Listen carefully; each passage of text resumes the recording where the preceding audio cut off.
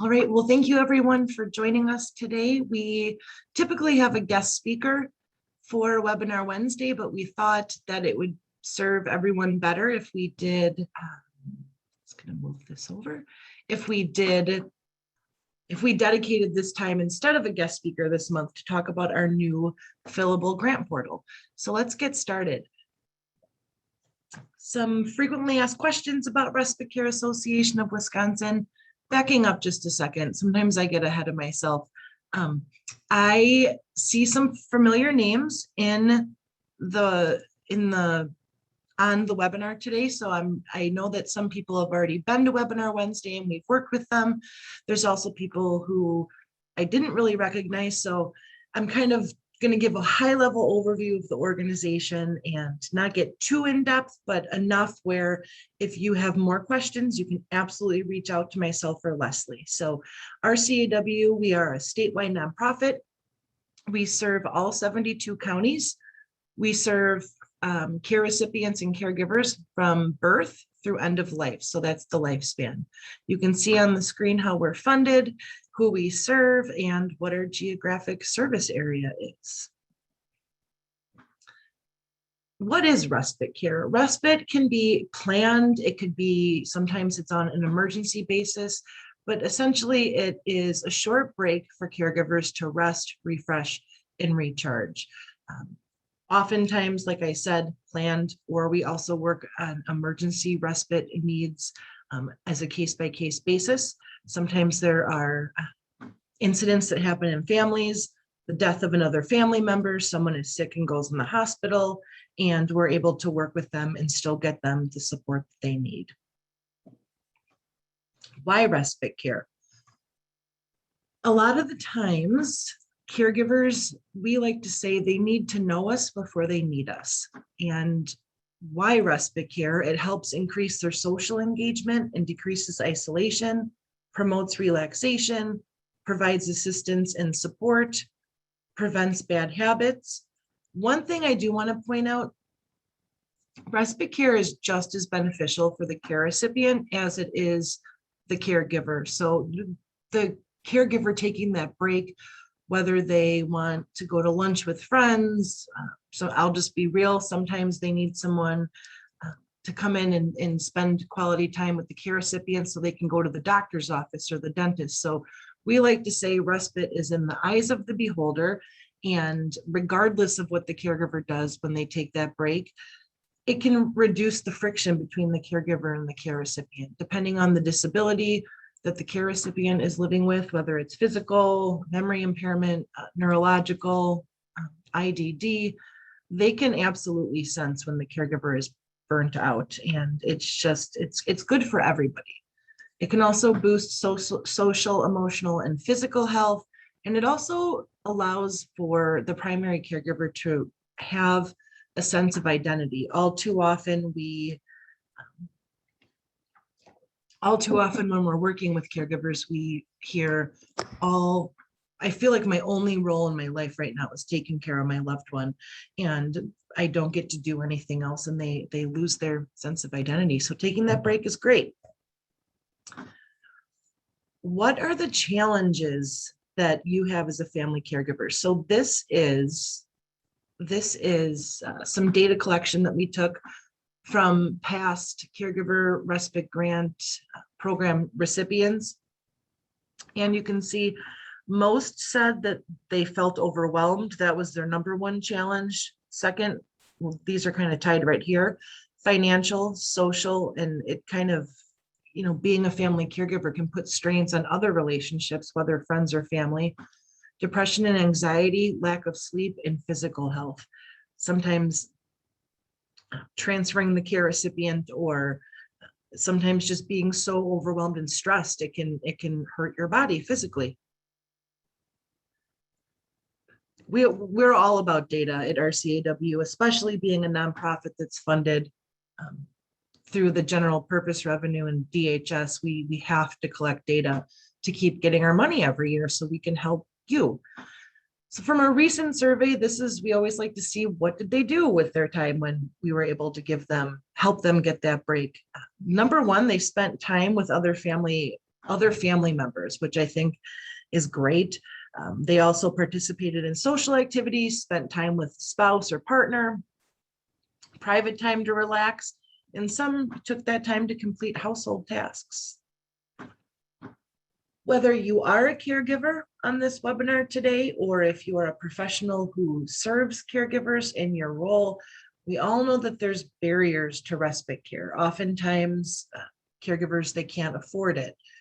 They may have money from a long-term care waiver support or another grant, and they can't find an individual to help provide the respite care.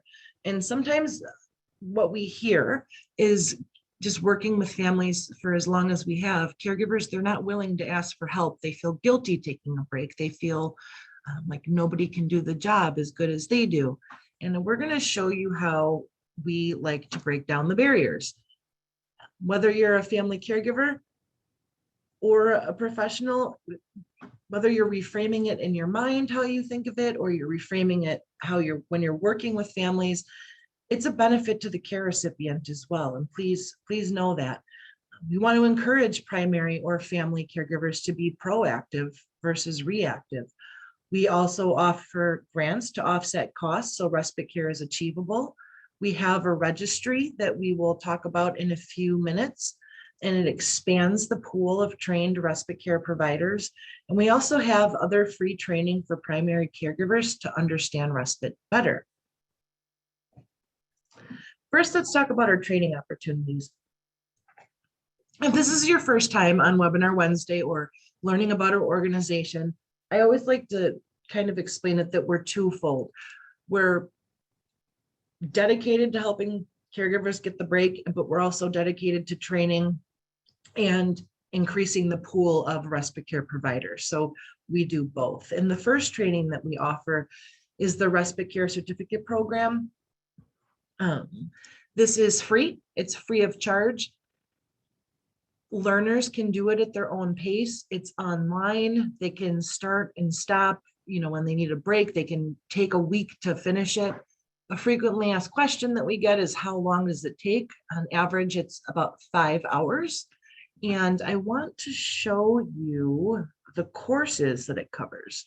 What is respite, disability basics, client care, medication administration, abuse and neglect, caring for challenging moments, wellness, household, professional ethics and interpersonal skills, meeting with the caregiver and care recipient. And there's a short, and the 110 course just talks about the registry. Now, I wanted to point out, just because somebody takes the Respite Care Certificate Program doesn't automatically put them on the registry. You have the choice. When we look at data from our learners, more so people are taking it because they want to provide respite care and be a sole proprietor, be their own boss. Maybe they want to take it and it's a good resume builder and they could apply to work in an agency. The other part of this portion of the learners that we see, there are some agencies that require staff to take this course prior to them starting hands-on care. We also have a kit, so knowledge idea tools for respite care providers. The why for this training, we over the years have been working with people on the registry, and they would say, I took the course, I passed, I have a profile on the registry, and people, now I don't really know what to do. So there's for everything is for free. So this is a free course on becoming an independent respite provider. It talks about liability insurance and just goes into those. It can be overwhelming to want to spread your wings and do something on your own. So this covers everything someone would need to know if they wanted to work for themselves, and also how to market yourself as a respite provider. It talks about resumes and social media and ways they can let the public know I have a great desire to care for care recipients so you can get the break, and I'm available for you to hire me. We also have a kit for caregivers. Oftentimes a caregiver, when they're being proactive versus reactive, or if they know that they need a break right now, it's kind of overwhelming. How do I hire someone? This talks about how to hire, train, and retain respite care providers. We also have links to the documents in this course online in the event a caregiver doesn't want to go through each slide and they just want to get the documents. And the documents are interview questions, how to run a background check. So it's interview questions, how to run a background check, and just, before their first day of hands-on care, give them a tour of the house, leave these numbers. So it just gives caregivers the feeling that, okay, I think I have a better grip on hiring a respite care provider. Anyone on the call today, if you would like a promo code, we will be happy to share the link with you. So we have the Dementia Generalist for friends and family. This is for unpaid caregivers. We have promo codes. We have a partnership with UW Oshkosh, the Dementia Capable Wisconsin, and we are happy to share those codes with you. Or we also have the Dementia Generalist for healthcare providers and Dementia Specialist designation for people who have completed the Respite Care certificate program. So this is us being dedicated to furthering, supporting their continued education, but we also understand the role of family caregivers. We saw a few slides back, most of them say their biggest challenge is they feel overwhelmed. So they might not want to take RCCP just to get the promo code and not have to pay for this online course. So we do give this to friends and family members. Or if you're on the call and you're a professional and you don't plan on providing respite care, we do have a handful of the promo codes. So we can share the link with you as well, if you're interested. The registry, what is it? It is a free, essentially it's a bridge to connect people who want to provide respite care, like I was saying, to people who need respite care.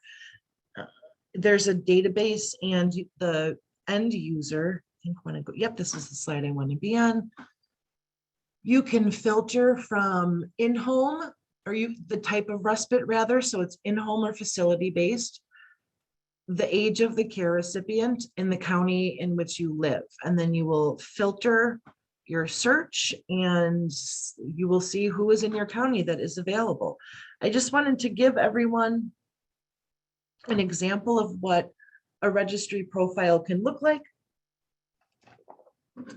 So you'll get their name, email, phone number, address, counties, age, hours, and you can see right here on the screen, type of respite, experience, education, other trainings. I believe there is, let's see. So it is up to the person hiring the respite care provider to ask for their background check. So we don't personally do that. But like I said, if you have any questions, it's in that course, or you can reach out to us and we can share that with you on how to run a background check. All right, let's talk about our grants. Our caregiver, that's very small over here. I'll have to remember that for next time and make it bigger. So our Caregiver Respite Grant program, right here on the screen, this list of bullet points is the eligibility criteria. Essentially, anybody is eligible. It's not based on income. We just ask that you try something else first. So if people have applied for a long-term care waiver or other grants, and I'm going to make this bigger right here. Hopefully you can see it. So when I say long-term care waiver supports and other grants, family care, IRIS, CLTS, CCOP, all of these, of course, are depending on the age of the care recipient. So we have NFCSP, AFCSP, and we also work with foster care families as well as kinship care. So those grandparents raising grandchildren are also eligible. So if they've applied and they're not expecting to receive, the approval or denial within 30 days, they're eligible. If they've been denied long-term care waiver supports or other grants, if they've been approved, this third one right here is typically dealing with NFCSP and AFCSP. If they've been approved for, but they're going to exhaust funding they're going to exhaust that funding, then they're eligible. So again, this is just if they've tried something else first is what we ask. Have they've applied for the long-term care waiver supports, but they need flexibility to hire friends or family? That is more so geared towards CLTS and CCOP. People enrolled in that, a lot of times there's funding for Respite Care, but there isn't anyone that is approved that's gone through the training for the Medicaid HCBS. So they can't get paid through Medicaid dollars. They can hire a friend or family member. If they've not applied for long-term care waiver supports, or they're because they're not eligible, or if they're enrolled and they would benefit from supplemental services through our funding. Supplemental respite grant. Holy cow, the sizing is a little off on the slide. I apologize. I'll get that fixed. The SRGP, I want to go back because I did forget to mention a few things. The CRGP, it pays for up to 5 days of respite care in a 90-day period. People can choose to hire whoever they would like. They can hire someone from an agency, a friend or a family member, a neighbor. So we have no preference on who is hired. We just want them to get the break. The supplemental respite grant program, it's essentially the same thing as far as the process in which, how you apply the eligibility criteria. The difference is it helps with housekeeping, meal prep, laundry, lawn care, snow removal, transportation, and technology. And caregivers can reapply every 90 days. So this is up to $1,000 a year. Here are the available expenses, or the allowable expenses rather. And I will have a link to this PowerPoint slide if you would like. I can show you where to find it on our website. The CORE grant, we give $3,000 to an approved county. So we can award 10 a year. And the purpose is to expand the pool of respite care providers, to educate family caregivers. We love when the agencies that apply collaborate together. So when ADRCs in the county, tribes, I can give you a success story. I think a really great one that I would love to see recreated, and we're working on putting a little presentation together on how other counties can replicate it. Our friends in Barron, Ruskin, Washburn applied for a grant. We were able to give $3,000 per county, so it was a $9,000 award. And Trisha and Alyssa, they know their area. I live in Outagamie County, so I know Barron, Rusk, Washburn, and where it is, but I don't know their counties like they know their counties. So they applied.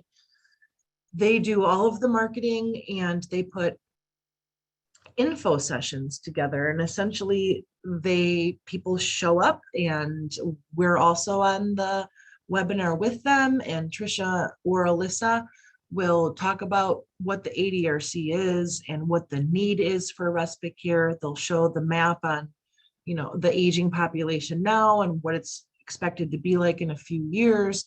Then we talk about the respite care certificate program and the registry. We talk about the benefits of, you get to choose your own hours. You can take on as much of a caseload as you want. If you're not comfortable with high acuity of care, and you want to provide companionship with, creating meaningful moments with the care recipient, you can choose whoever you would like to serve. And they grew their registry. They had 0 providers when they started. And now between the 3 counties, I believe there are 11.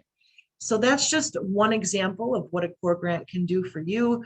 One of the things they do is once the learner completes the respite care certificate program and lists themselves on the registry, they get a $100 Quick Trip incentive card. And if you're from Wisconsin, Quick Trip is the holy grail. You can get anything there.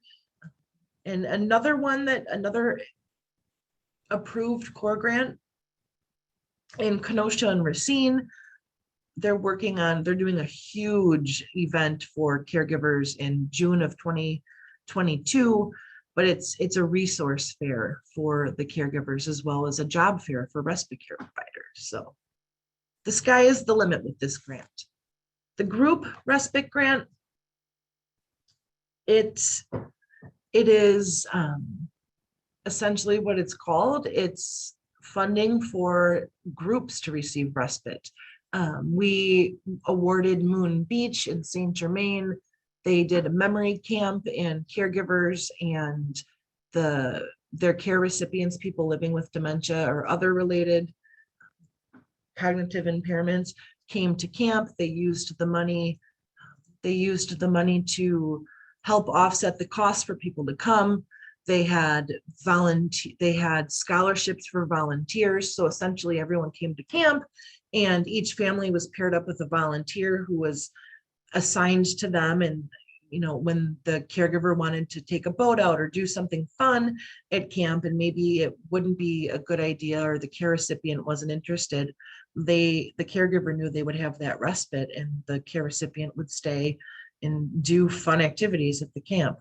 There's also other organizations that apply if they have support groups for caregivers. One of the barriers to caregivers being able to come to support groups is they don't have that respite care. So they'll do a support group, and they'll have hired 3 CNAs to be on the same property in another room, engaging with care recipients, and the caregivers get to go to a support group, and we all know how great those are. All right, so I'm going to switch over to Leslie, and she is going to talk about our new Fillable grant portal. Hi, everybody. All right, so we are switching over to a Fillable grant online portal on October 11th. That's Monday, October 11th. So all of the grants that are Caregiver Respite Grant applications and Supplemental Respite Grant applications are going to be done online. What does this mean for you? That's okay. So we have had an influx of all sorts of grants. As you can see here, from the 2019 to 20 grant period, we had 38 CRGP applications received. From 2020 to 2021, we've had 86. That's huge. And our, as a nonprofit and a staff of 4 people, it's been challenging to keep up with. Since the inception of the SRGP in 2021, RCAW has received 61 applications. So, the Caregiver Respite Grant application program, and the Supplemental Respite Grant program, together, we're just receiving a lot of applications. Okay, so if you are a professional helping someone with the grant application process, you know the supporting documentation form, and you've used it before. It is the exact same content. Okay, so none of the questions or information has changed. It's just a new format, and it's going to be done on Microsoft Forms. So we have the portal that's going to be for the applicant, and the applicant is the primary caregiver, and that's going to look like this. Okay, and the provider is going to just have the Microsoft form. So it's going to be 2 different platforms. Just to keep everyone's information safe and secure and that sort of thing. Okay, so if you're the applicant, you're the primary caregiver, this is what you're going to see after you click on apply for the grant. So you're going to go to our webpage, just like how you found the documents before, and you are going to go to grants. You're going to click on whichever grant you're looking for, and you're going to click apply for this grant, and up is going to pop this screen right here. It's going to say enter your email address. So you're going to enter in your email, and next is going to pop this screen. It's going to be your personal information, so your name and your address, and then this password. So this is going to be unique to you. So you're going to want to remember which email you used and the password with it. So keep that somewhere safe, and then you're going to click save, and up is going to pop the eligibility criteria form. So this has come from like I said, exact same criteria. So no changes to the wording, no changes to what we are requiring of you. It's just online. So you'll just click the box next to those things. So where it says application or applicants must meet all 3 requirements, you'll just click on those boxes next to it, scroll down, and you'll click some more boxes, and you'll click save again. And you will receive an email. The email will look something like this, and it will say that thank you for submitting. And here is the link for the supporting documentation form. So that would take your professional or the person you're working with to that Microsoft form.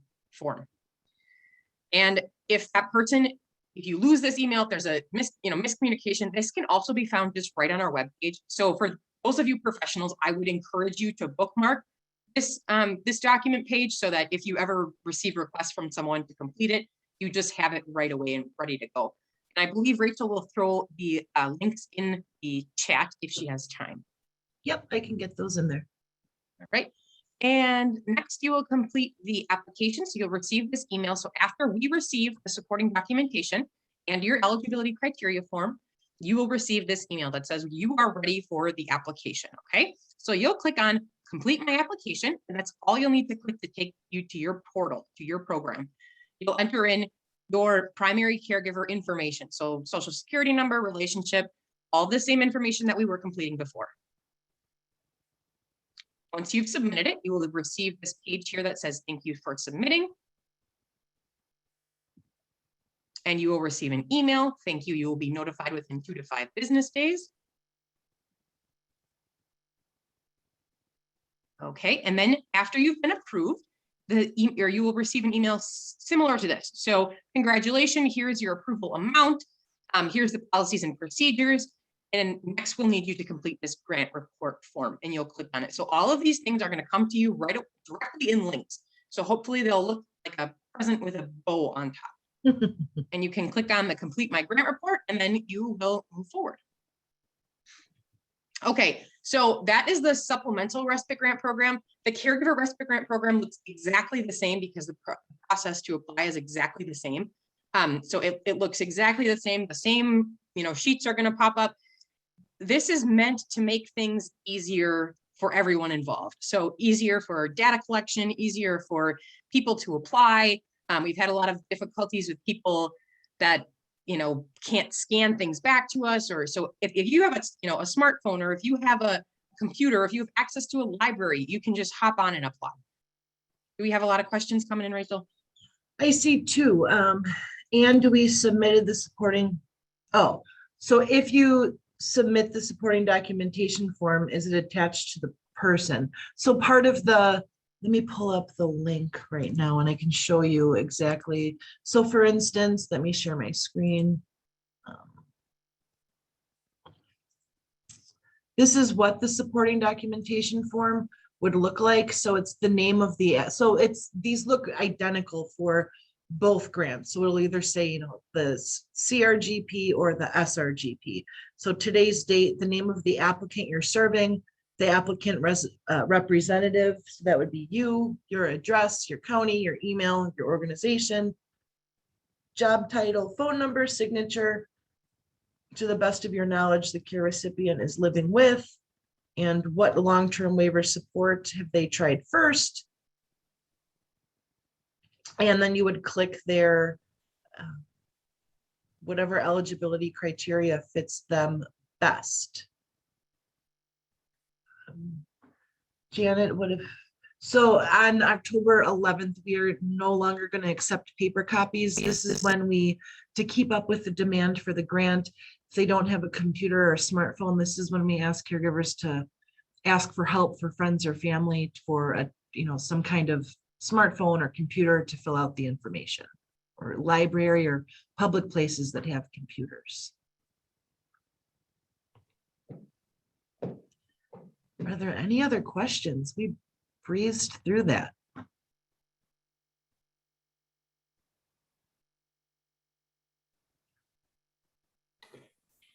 I just had a question about that supporting documentation. So we're just sending it to you and you're just going to hook them together. We're emailing it to you. What are we doing?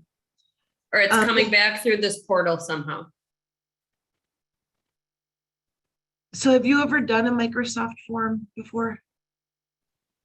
I think so. The last form I did, which was not Microsoft form, I just emailed back to the person. I'm just wondering if they know we sent it back, or do you know what I'm saying? Yep, so you and the caregiver would communicate. So it can kind of go both ways. You might say, hey, my portion of this application is the supporting documentation form. I can send it in for you and I'll get that done. Or if an applicant applies first and then needs to get the supporting documentation, they'll have those tools. So then you will, let's see. So you'll complete all of this. You'll submit it, and then it comes to us, and then we will put it right in the grant portal in that person's profile. Does that make sense? Yeah, I guess that's what I was trying to figure out, if we're putting it in their portal or if we're sending it back to you and you're putting it in the portal. So, okay, got it. Yeah. Thanks. Sorry, sometimes I don't understand the question. That was me. But yeah, you fill it out real quick and you're done. And the next question on there is, will you be accepting paper copies until the launch? And that is, if you have started the process before October 11th, so we have paperwork submitted, you can finish the process that way. But if you haven't started October 11th, then we will require you to use the online format. How would we partner with you to get these programs marketed to other organizations? How would we partner to get, Ashley, can you help me understand, just to get the word out a bit more, or what do you? Was that Ashley? Yeah.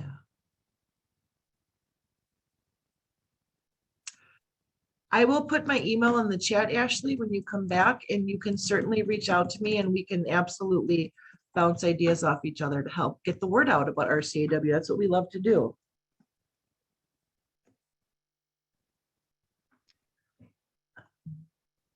Oh, your microphone. No worries at all.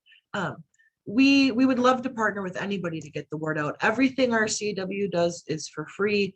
So it's not like we're trying to sell anything. We're just trying to sell caregivers that you need to take a break and increase the workforce issue. So reach out to me. I just want to make sure I typed it in right. respitecarewi.org. Yeah. So email me, Ashley, and let's partner on something. If we are an agency providing RCAW information as a resource and don't know if families are following up, will you notify us if we need to provide supporting documentation, or does the family need to contact us? So really, like, the process is still the same. So regardless if it's on paper or if it's on the online portal, so we can keep up with the demand. And it's going to be great for us to collect data to show the state, hey, we might need more money towards these grants. Look at, they've increased by 126% in the last, between our 2 grant years. But if your agency, if we are an agency, sorry, go ahead. Nope, I think I missed one up here at the top, and it was, is there going to be an agency portal?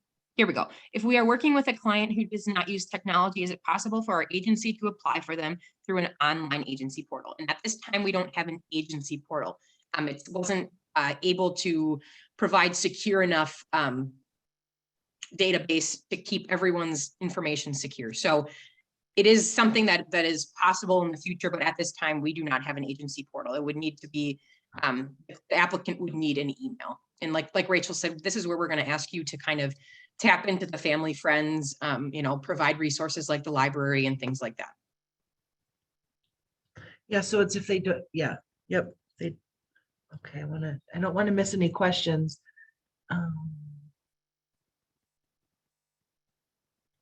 So regardless if it's paper or online, back to Janine's question, the family would tell you that I need this supporting documentation, or, if they've applied the eligibility criteria and we haven't seen the supporting documentation, we could reach out to them and say, but it does email them the next step.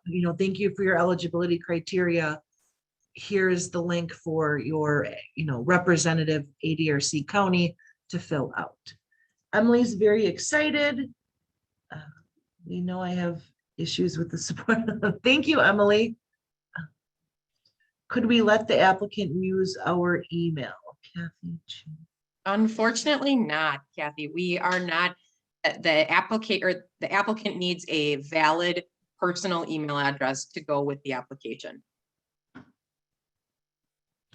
And if you gave your email, to like 5 different people, it goes into Lisa, whatever you need. If you need to apply before the 11th and you want to get the papers going now, we're not going to say we're, putting a hold on paper copies of either of these grants. You're very welcome. Whatever works best for you. Yeah, so each email is connected to an online portal.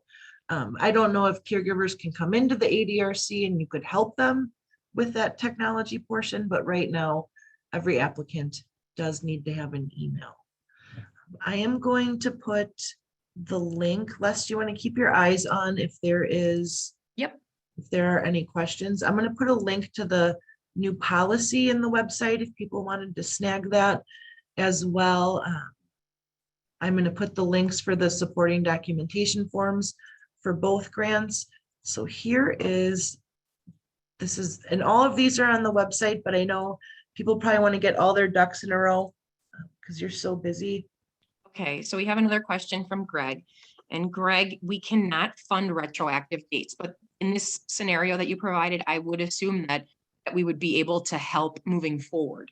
So if you have future dates that you would like some help with, I'm assuming it appears that we would have some help for you. And if you have questions on how it works or what it would look like, you can email Rachel or myself or the info at, and I will put my email in there right now.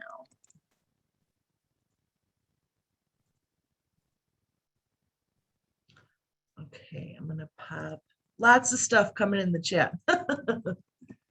Link to. All right, that's the link to the.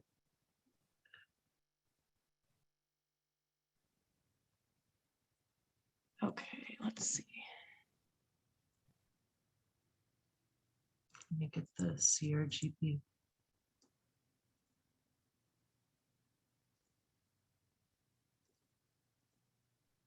I thought I had these ready to go.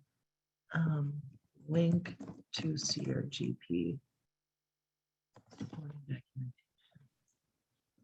Yes, okay, so I absolutely hear that it is going to be difficult for folks that, maybe of the older generation that don't have an email, and it's going to be difficult to register. It's really hard, and Rachel and I had a really difficult time with this because our hearts go out to those people that are having technology issues or technology barriers. But in order to continue to serve the amount of applicants we have, it has to go this way. We have to move to an online format. And the only way to keep everyone's information secure was to use personal valid email addresses for each applicant. And if people have questions or, I have the phone number that's listed for RCW, it rings right here to me.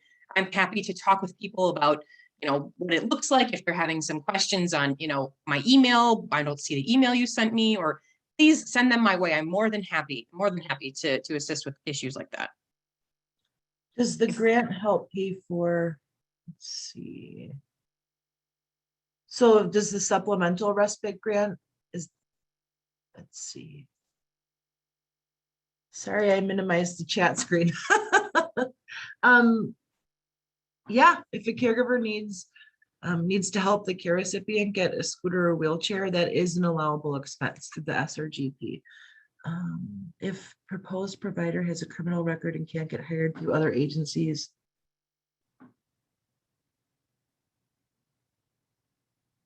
We have no preference on who the family member hires.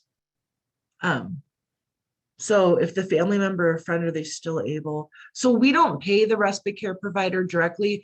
Because that will come into employment issues and liability. We send the check to the caregiver, and once they receive, they turn in their grant report, both people sign off, yes, I received respite care, yes, I provided respite care.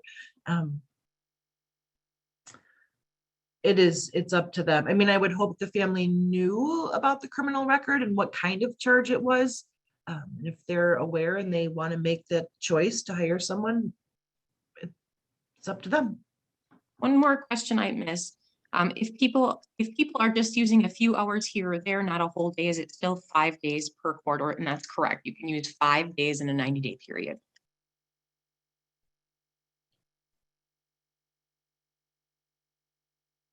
All right, I don't see any other questions. Well, you have Leslie's email, you have my email, all of our information's on the website. Thank you so much for coming today, and it was great to let you know about the online portal. And please let us know.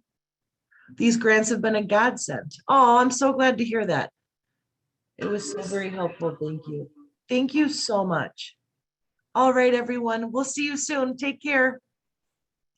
Hi, thanks again. Thank you.